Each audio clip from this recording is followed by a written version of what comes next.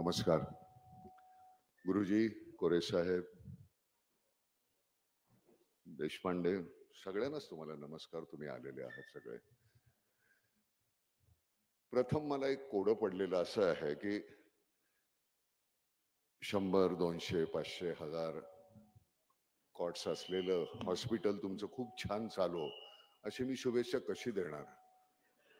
न चालू असं बोलायला पाहिजे आपण ना. एकही पेशंट तुमच्याकडे येता कामा नये. आमचं राज्य हे सुदृढ असावं, निरोगी असावं. पण समजा जर का तिथे कुठली व्याधी आली तर त्याचं निवारण करण्यासाठी आपण ही जी सुरुवात केली आहे त्याला अतिशय मनापासून शुभेच्छा. देशपांडे, तुम्ही तिथेच बसून राहिलात, वर आला नाहीत. पण हे दाम्पत्य इतकं छान काहीतरी काम करतंय. म्हणजे खरं तर मी ह्यांना कालपर्यंत ओळखत नव्हतो. माझा मित्र दीपक करंजीकर यांनी मला फोन केला की नाना असं असं आहे, तू येशील का? तर म्हटलं मी येईन. मला थोडंसं एकच गोष्टीचा, आतापर्यंत बाकी कुठली व्याधी नाहीये, पण मला कधीतरी युरिक ऍसिड वाढतं, त्यामुळे मग माझा पाय कधीतरी दुखतो. बरं, त्याला सुद्धा कारण आहेत तर तुम्हाला माहिती असतील काय. तर त्यामुळे ते कमी केलं की आपोआप ते दुखणं बंद होतं. तर त्याला म्हटलं पाय नीट असेल त्यावेळी मी येतो. तसं काही म्हटलं मला बाकीच्या कुठली व्याधी नाहीये. ज्यावेळी दीपक कोणाबद्दल तरी छान म्हणतोय याचा अर्थ ती छानच असायला पाहिजेत माणसं, आणि ती छान आहेत असा विश्वास असल्यामुळे मग मी इथे आलो. आणि ही खरंच मंडळी नंतर लक्षात आलं ही कुटुंबातलीच आहेत. माझी नात्यातली, माझी बहीण आहेत, माझे अजून गणगोत आहेत, ही त्यातलीच मंडळी आहेत. आपल्या सगळ्या या आपल्या आयुष्यामध्ये आपण जगत असताना, आपण स्वतःसाठी तर जगत असतो. आता गुरुजींशी बोलत असताना मी म्हटलं की माझं आयुष्य मी समाजाला, लोकांना, जगाला ओळखण्यामध्ये मी नाही, मला तेवढं जमणार नाही, पण माझ्या आयुष्यामध्ये मी मला ओळखू शकलो तर खूप झालं. मंडळी सगळाच बाकीचा अभ्यास करत राहतात, पण स्वतःकडे आपल्या घरचे आरसे फोडतात, त्यामुळे गोंधळ होतो. तू त्या आरशात पाहिलंस, तुझी ताकद, तुझी कुवत हे तू समजून घेतलीस आणि हे इतकं उभं केलंस छान. तू म्हणजे तुम्ही सगळ्यांनीच. आणि मग त्याचा समाजाला होणारा फायदा. मी पहिला प्रश्न तुला आल्यानंतर विचारलं की हे सगळं तू सुरू करतोयस, याचा समाजाला, गरीब लोकांना काय फायदा आहे ते मला सांग. बाकीचं तुझं काय चालेल नाही चालेल, पैसे किती मिळतील, पुन्हा अजून किती इमारती तुझ्या उभ्या राहतील, याच्याशी मला देणं घेणं नाही. हे माझं पहिलं होतं. माझ्या पददलितांना, गरिबांना जर तुझ्या याचा फायदा होत नसेल तर मला ह्या हॉस्पिटलला सुयश चिंतणं हे नको वाटतं. पण तू ते करशील तसं. कारण काय, मी एक दिवस, मी काल तुमच्याकडे आलो, मी खरं तर मी रात्री जाणार नव्हतो यांच्याकडे जेवायला. मी म्हटलं डबा पाठवा, मी आपल्या हॉटेलवर जेवतो. गेल्यानंतर माणसं बोलतात, वावरतात, त्यांचे हातवारे असतात, त्यांची नजर असते, त्याच्यावरनं तुम्हाला माणसांची थोडीफार जाणीव होते कशा पद्धतीची लोक आहेत. खरं सांगतो तुला, काल तुम्हाला भेटल्यानंतर इतकं बरं वाटलं, इतकी छान लोक आहात तुम्ही, निस्पृहपणे तुम्हाला काम करण्याची तुमची इच्छा आहे, आणि मग त्याला ते सुयश मिळणारच आहे. सरते शेवटी जाताना आपण काय, नेमकं परतीच्या वाटेवर असताना सुद्धा मला कधीच वाटत नाही, मी आता, गुरुजी तर फारच मोठे आहेत वयानं, माझीही 75 झाली, पण मला कधीच वाटत नाही मी 75 झालो. मला अजून जरा समोर, इथे आम्हाला आता पुन्हा गेलो तर मी अजून बॅटल ऑब्स्टिकल कोर्स आणि म्हणजे कमांडो कोर्स मधल्या बाकीच्या सगळ्या गोष्टी मी अजून करू शकतो असं मला वाटतं.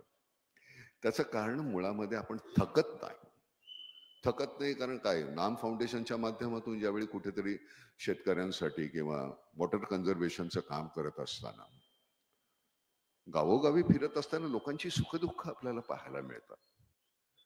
आपण आपल्या सुखदुःखांकडे इतकं जवळून पाहत असतो.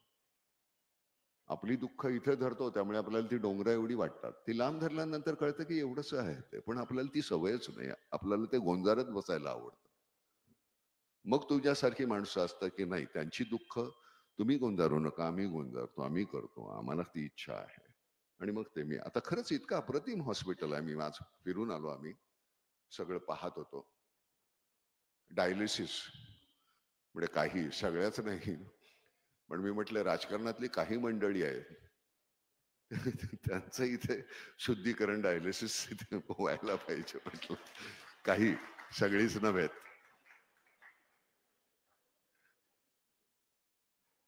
सगळंच बदलत गेलेलं आहे. आपण इतके आत्मकेंद्रित होत राहिलेलो आहोत. मी आणि माझ्या पलीकडचं मला काही पाहताच येत नाही, त्यामुळे गोंधळ व्हायला लागलाय. मला सतत लोकांना का बघावं असं वाटतं, का भेटावं असं वाटतं, तर त्याचं कारण आहे की त्यांच्या विवंचना कुठल्या. प्रत्येक संवेदना वेगळी असते. मी आज नाटका सिनेमामध्ये कोरे साहेब नाटकात काम करत असताना किंवा सिनेमात काम करत असताना, गुरुजी ऐकू येत आहे ना, अं, सतत नवीन सुखदुःखांची ओळख व्हायला पाहिजे. नाहीतर मी एक रोल करत असताना तो त्याच पद्धतीनं करत राहील. नवीन सुख, नवीन दुःख. नटसम्राट हा कदाचित तुम्ही पाहिला असेल चित्रपट. त्याच्यामधल्या त्या नटाची जी दुःख आहेत ती त्याच्यापुरती मर्यादित आहेत. चार भिंतीतली. शेतकऱ्यांची दुःख ही उघड्या आभाळाखालची आहेत. आपण एवढीशी गोष्ट कडी कुलपामध्ये ठेवतो, त्यांचं सगळंच ऐश्वर हे आभाळाखाली आहे, उघड्यावर. कोणी यावं, कधी खावं, काही नासाडी करून जावी. महावर्षण असेल, पाऊस पडला नाही पडला, पूर आला, टोळधाड आली, जनावरांनी खाल्लं, नीलगाई आल्या, सगळं असं इतकं विचित्र आहे, तरी सुद्धा तो जगतोय. कोकणामध्ये आपल्या आत्महत्या होत नाहीत. कोकणामधल्या आमच्या मंडळींचं आम्ही तुम्हाला काही देणार नाही, तुमचं आम्ही काही घेणार नाही, जा चुलीत. वृत्तीच अशी आहे, काही संबंध नाही. माझं मी बघेल, लंगोटीवर नसेल, तुला काय करायचंय.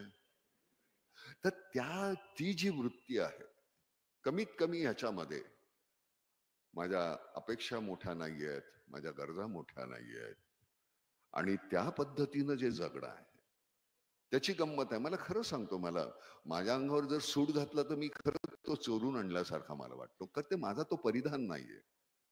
मला हे सगळ्यात छान सोपं, अतिशय, आणि हे सगळ्यात महाग आहे. खादीचे कपडे सगळ्यात महाग, रोज धुवावे लागतात. तुला तुझी जीन्स 10 दिवसांनी 15 दिवसांनी धुतोस तू, आम्हाला रोज धुवावे लागतात. त्यामुळे तुम्हाला गरजा खरंच सांगतो, सिमेंट ठेवल्यानंतर किती आयुष्य सोपं असतं. आज एक गाडी पाहिजे, मग उद्या अजून पाहिजे. बरं, तुम्ही सगळी मंडळी शहरामध्ये राहणारी, माफ करा, पण तुम्ही सगळी मंडळी स्क्वेअर फीट मध्ये राहता. मी गावामध्ये राहतो. माझ्या या बाजूला डोंगर, आल्यात डोंगर, पल्ल्यात डोंगर, भिंती नाही आहेत आमच्याकडे. गुरुजींनी मला प्रश्न विचारला मगाशी की गायी आहेत का, म्हटलं हो आहेत. कुठल्या जातीच्या आहेत, म्हटलं खिलार आहेत. किती आहेत, 12 आहेत. म्हटलं 2 बैल आहेत, एखादा आजारी पडला तर मी सुद्धा आहे. तर ती जी गंमत असते ना, तुम्हाला तिथे वावरता यायला पाहिजे. तिथे त्या मातीमध्ये तुम्ही पाय रोवायला लागला, तिथे फिरायला लागला. माझ्या घरामध्ये इथून तिथपर्यंतची अशी मोठी व्यायामशाळा आहे. मी म्हणून आता तुझ्या फिजिओच्या त्या डिपार्टमेंटमध्ये पाहिल्यानंतर तुला मी फिजिओची डिपार्टमेंट अजून तिथे जर काय इक्विपमेंट्स असतील तर मी सांगेन. मी तिथे तर मुद्दाम तुला सांगितलं नाही, पण फिजिओच्या ह्याच्यामध्ये मी तुला अतिशय सुंदर मंडळी देईन. हॉस्पिटलमध्ये एक उणीव मला भासली, ती कॅन्सर डिपार्टमेंट. ती म्हणली ते नाही आहे. तर म्हटलं माझ्याकडचे अतिशय आपल्या इथलेच बेळगावचे ते जावई आहेत, डॉक्टर रवी कसबेकर, टाटाला होते ते. म्हणते राजन बडवे ते डीन होते तिथे. तर ही जी मंडळी आहेत फार मोठे डॉक्टर आहेत, हे फारच मोठे आहेत. वा, छान, बरं आहे ना बाबा. तो मगापासून डोकावून बघतोय, तो कुत्रा आलाय आणि बाकीची मंडळी इतकी अस्वस्थ झाली. तुम्ही आलात म्हणून कोणी अस्वस्थ नाही झाला, तो एकटा आला तर अस्वस्थ झाले. कशासाठी, त्याला जाऊ दे ना. कोणी बिस्किट धरतंय, कोणी काय करतंय, गुमान आहे तो, कोणाला चावलं नाही, काही नाही, भुंकला नाही. राहू दे राहू दे, ए बाहेर राहू दे, काही करत नाही तो कोणाला, शांत आहे, बसेल तो. तर या सगळ्या प्रोसेसमध्ये मला माझ्या वकुबाप्रमाणे मला खूप काही करता येऊ शकतं, ही जाणीव. म्हणजे तुमच्या प्रत्येकामध्ये तेवढी प्राज्ञा आहे, तेवढी ताकद आहे. आपण ती ठोकून बघतो का, माझ्यामध्ये तेवढं आहे का? आपण कधीच नाही. आपण मर्यादित राहतो आपल्या पुरते, त्यामुळे आपण पुढचं काही करू शकत नाही. ती मर्यादा तू ओलांडलीस देशपांडे, तुम्ही ती ओलांडलीत.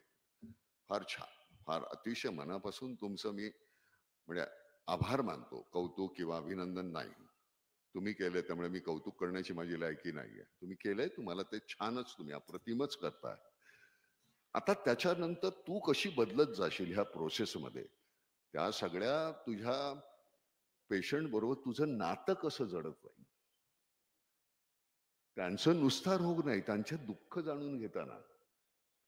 आजारी आम्ही एरवी सुद्धा कुठल्या व्याधी नसल्यानंतर आम्ही सगळेच जण खूप आजारी असतो आतून कुठेतरी.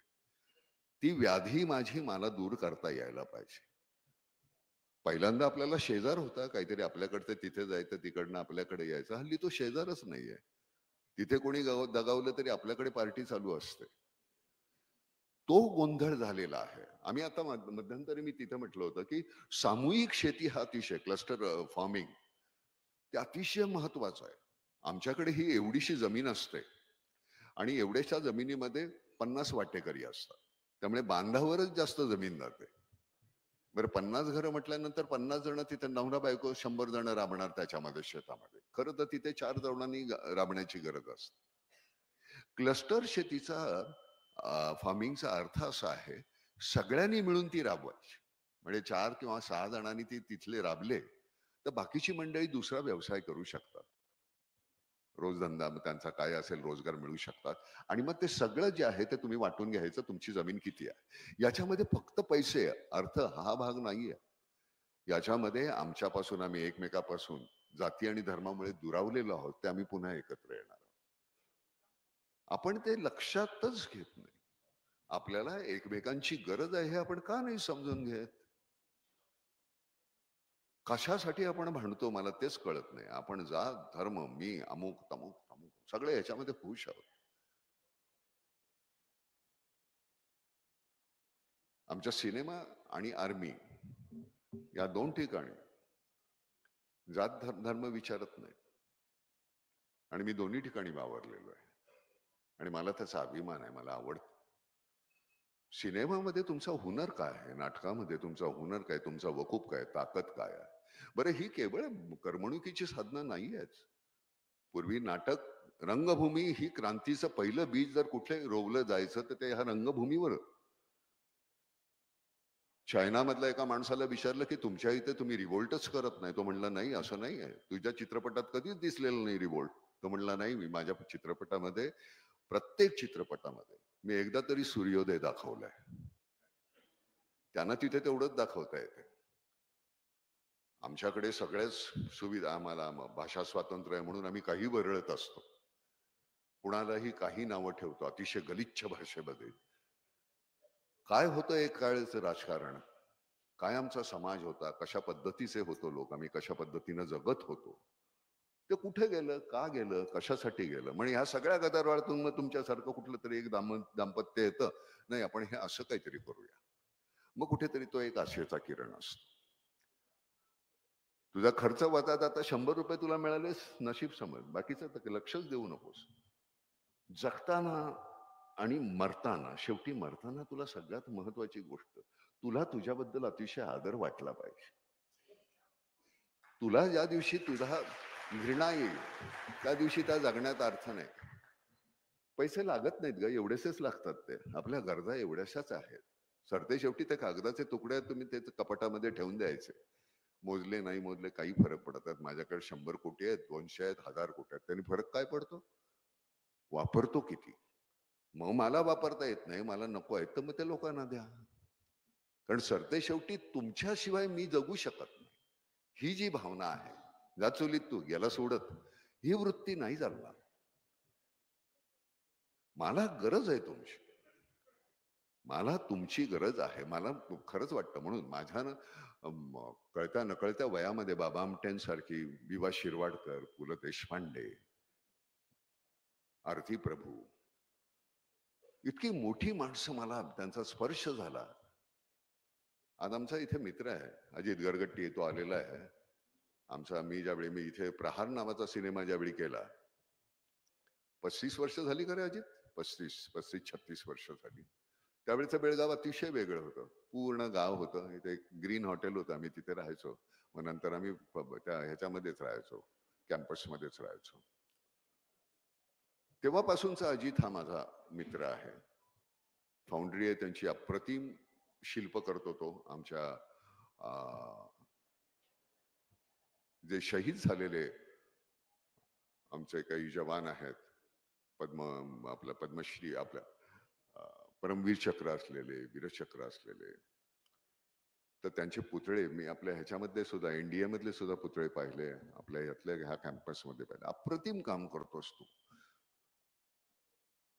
तेवढं स्वतःकडे लक्ष दिलं असतंस ना अजित, तू पण अगदी असा छानपैकी सुदृढ असतात. तिथे तू फक्त थोडासा सुटलास, पण एरवी पुतळे तुझे अगदी चांगले छान परफेक्ट केलेले आहेस तू. कित्येक वर्षानंतर सुद्धा ही मैत्री टिकून राहते. आम्ही काही रोज फोन करतो अशातला भाग नाही. 35-40 वर्ष आपण एक मित्र आपला, अरे तू बेळगावात आलेस, भेटतोयस की नाही? तर ती म्हणजे पावशे म्हणून आहे माझा, विनोद पावशे, नागेश आलेला आहे. तर ही मंडळी, ही माझी नाती असलेली मंडळी इथे. मिलन इथे होती, ती आता बेळगावमधून बँगलोरला गेली.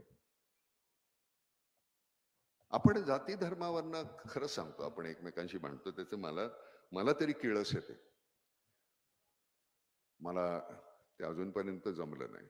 आम्ही इथे, मी आल्यानंतर मला कुठलं तुला येतं का, मी एकच अगदी फार गोंधळ कोणी केला, हे गलाटा मारबेडा, ते तेवढं आपलं कानडीमध्ये आपण बोलत असताना, किंवा एक कानडी रोल केल्यानं आवरीगे ಒಳ್ಳೆದು ಆಗಲಿ ನನ್ನ ದೊಡ್ಡ ಮಸತ್ ಹೋದ್ರು.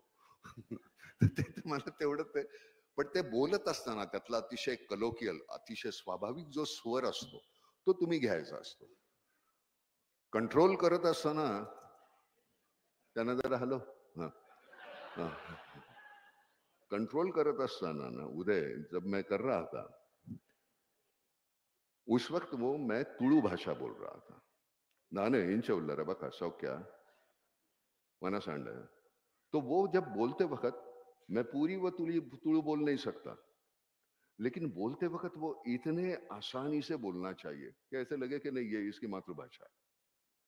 तो जहां तुम जाते हो वहां की भाषा अगर सीखते हो, मैं कहीं भी जाऊं, पंजाब में जाओ तो वो और मेरे नाल पंजाबी भी जुगल करो, मैंने पंजाबी आंधी है, उनको अच्छा लगता है. अपने को इतनी आती है, लेकिन उनको अच्छा लगता है कि मेरी जुबान में मुझसे, मेरे साथ वो कम्युनिकेट करने की कोशिश करता है. तो हमें ये बहुत जरूरी है कि ये जो, कभी कोई लोग मुझसे सहमत नहीं होते, कहते हैं कि नाना हमको उल्लू बना रहा है, नाना ये इस तरह बोलता है, लेकिन मैं सच कहता हूं कि मैंने तो कभी माना नहीं जात धर्म.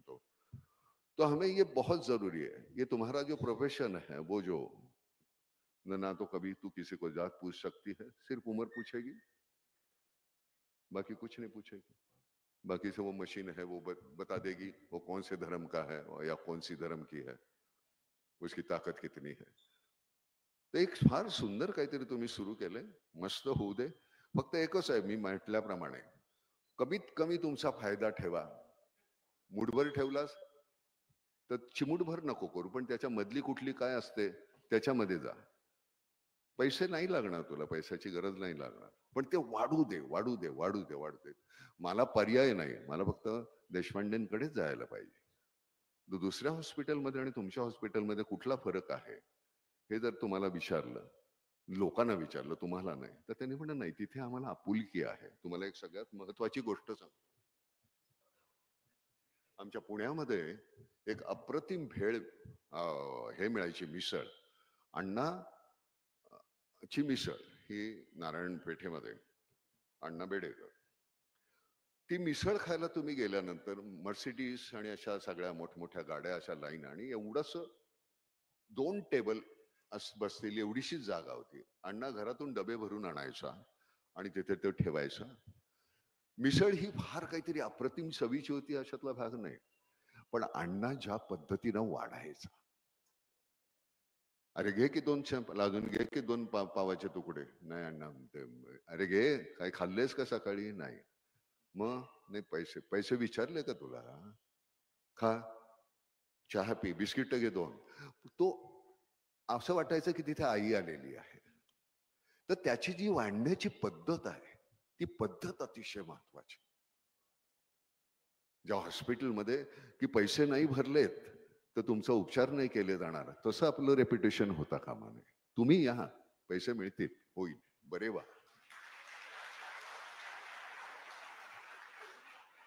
त्या अण्णाचे पैसे कधीच कोणी बुडवले नाहीत. तिथून गेलेले, अमेरिकेमध्ये गेलेली मुलं, युरोपमध्ये गेलेली मुलं अजूनही ती अण्णांची. तर अण्णा गेला पण अण्णाची ती मिसळ नाही चालू राहिली. त्याचं कारण ते अण्णाबरोबर ते मिसळ संपली होती. कारण अण्णा होता तो महत्वाचा. तसे तुम्ही ते महत्वाचे. तुमचं अगत्य फार महत्वाचं राहील. कुठल्याही प्रोफेशनमध्ये ते अगत्य अतिशय महत्वाचं आहे. नाटकामध्ये किंवा सिनेमामध्ये काम करत असताना तुम्हाला जोपर्यंत तुम्ही नटसम्राट करत असताना असं वाटत होतं की कदाचित एखादं कुठलं तरी स्वगत बोलताना तिथे पूर्णपणे स्वतःला सोडून देत असताना आपल्याला शेवटचा श्वास घ्यावा लागेल. पण ती तुमची वेळ यायला पाहिजे. कारण त्या प्रोफेशननी मला सगळं दिलं. आज तुम्ही मला नाना पाटेकर ओळखता ते त्या प्रोफेशनमुळे. तर त्याच्यासाठी मला तुम्हाला सगळं ओतून देता आलं पाहिजे. इथे आल्यानंतर मला एकही शब्द माहिती नाही मी पुढचा कुठला बोलणार आहे. मला तुम्हाला काहीतरी अतिशय छान असं तुम्ही टाळ्या वाजवणार आणि अमुक करणार नाही. मला इथे आलं, मला मनापासून काहीतरी बोलता येत आहे, मी तुमच्याशी संवाद साधतोय, हे मला महत्वाचं आहे. त्यानिमित्तानं सगळेच जण भेटले. पुन्हा नव्यानं इथे यायला पाहिजे. पुन्हा तुझं अजून काहीतरी हॉस्पिटल मोठं होईल, आपण छान मोठा प्लॉट घेऊ, अजून मोठं बांधू, सगळं होणार आहे. म्हातारी हो अगदी, फक्त थकू नकोस म्हातारी होताना. पूर्णपणे हे करत करत असताना खूप छान आहे. बरं आता गंमत कशी आहे, यांची सगळ्यांची मुलं आहेत परदेशी. तो कुठे गेला आमचा राहुल आबा, यांची मुलं परदेशी. ते या निमित्तानं आपल्याला अगत्यानं आपली मुलं असतील, आपली आई असेल, मावशी असेल, वडील असतील, सगळ्यांची सेवा करण्याचा तुम्हाला एक संधी मिळणार आहे. अजून ह्याच्यापेक्षा काय लागतंय? एका आयुष्यामध्ये इतकी नाती पुन्हा नव्यानं तुम्हाला जोडता येणार आहेत. वा वा वा, छानच आहे. मी असं अव्याहतपणे मी बोलत राहू शकतो बरं का, मला बोलायचा छंद आहे. आम्ही त्या दिवशी एक तुम्हाला गंमत सांगतो. म्हणजे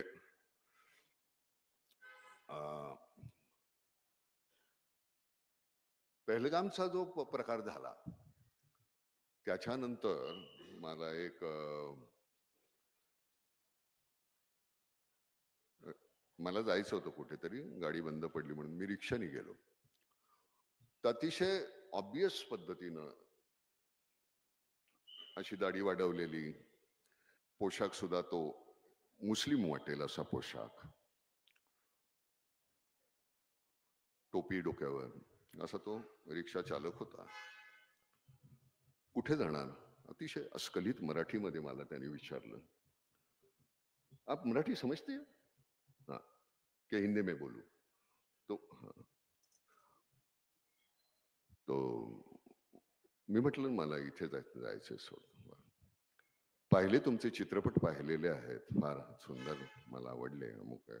प्रत्येक चित्रपटाद्वारे तुम्ही खूप प्रयत्न करता काही काही सांगण्याचा.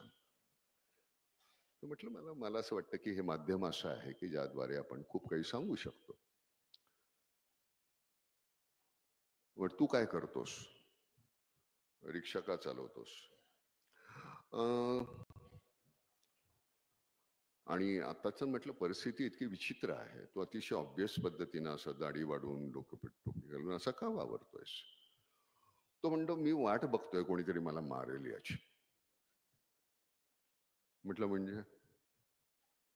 तो म्हणला हा पहलगामचा जो झाला प्रकार हा अतिशय वाईट आहे, घृणास्पद आहे, गलिच्छ आहे. माझ्या भावंडांना, माझ्या यांना त्याने मारलेले आहे आणि त्याच्या बदल्यात जी सुडाची भावना सगळ्या लोकांच्या मनामध्ये आहे, माझ्यासारख्या एखाद्याला मारून जर ती शमणार असेल तर मी मरायला तयार आहे.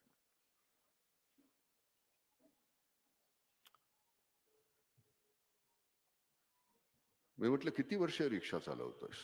मी MBA केलेलं आहे.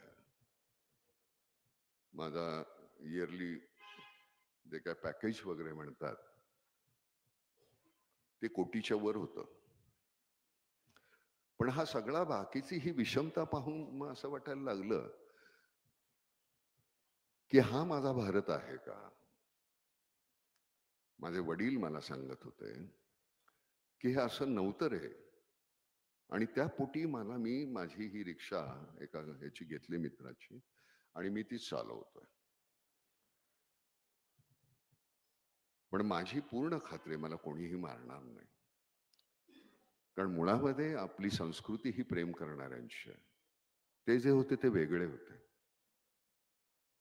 तर मला नेहमी असं वाटतं की हा जो ताणतणाव आहे आणि ह्याचा उपयोग कोण करून घेतो? पॉलिटिशियन्स घेतात. त्यांचं काही जात नाही, ते सुखरूप असतात चार भिंतींमध्ये. पोलीस असतात इकडे तिकडे. आपल्यामध्ये कुरापती घालून, आणि आपल्याला माहिती आहे कोण कोण आहे ते लोक, कसे आहेत काय. तर हे केवळ शारीरिक सुदृढता नाही, मानसिक सुदृढता ही सुद्धा महत्वाची आहे. त्याच्यासाठी वेगळी हॉस्पिटल नाही काढतायत. ते मला असं वाटतं आपण एकमेकांबद्दल बोलून ते सामंजस्याने हे सगळे प्रश्न सोडू शकतो. पण आमची ती इच्छाच नाही होऊ देत. ही मंडळी बाजूची जी आहेत ते करूच देत नाही, आम्हाला एकत्र येऊच देत नाहीये. तर तिकडेही अतिशय जाणीवपूर्वक लक्ष द्या सगळ्यांनाच. तुम्हाला म्हणजे मी तुम्हाला खरं सांगतो की मला आयुष्यामध्ये मी सगळ्यात श्रीमंत माणूस आहे असं मी म्हणतो. काय काय पद्धतीची लोक माझ्या वाट्याला आली. अजून काय लागतं? एक आयुष्य एवढ्या 75 वर्षामध्ये. गेला बाजार अजून मी 5 वर्ष निश्चितपणे अशाच पद्धतीनं छानपैकी कुठेतरी फिरत राहील. माझ्याकडे एक छान अप्रतिम माध्यम आहे, त्याच्याद्वारे मी बाकीची समाजातली सुखदुःख आहे ते त्यांच्या पद्धतीने त्यांच्या भाषेमध्ये मी तुमच्या समोर मांडण्याचा प्रयत्न करेन. पण तरी सुद्धा या मधल्या दरम्यान मला जर का कुठे थोडंसं वार्धक्य आलं, व्याधी आली, तर त्यावेळी तू हे जे सुरू केलेस त्यातून मला जरा सांभाळून घे बरं का. धन्यवाद पुन्हा एकदा, अतिशय मनापासून धन्यवाद. खूप वर्षांनी बेळगावमध्ये बोलण्याचा प्रसंग आला, तुम्हाला भेटलो. व्यक्तिशः मला सगळ्यांना भेटायला आवडलं असतं.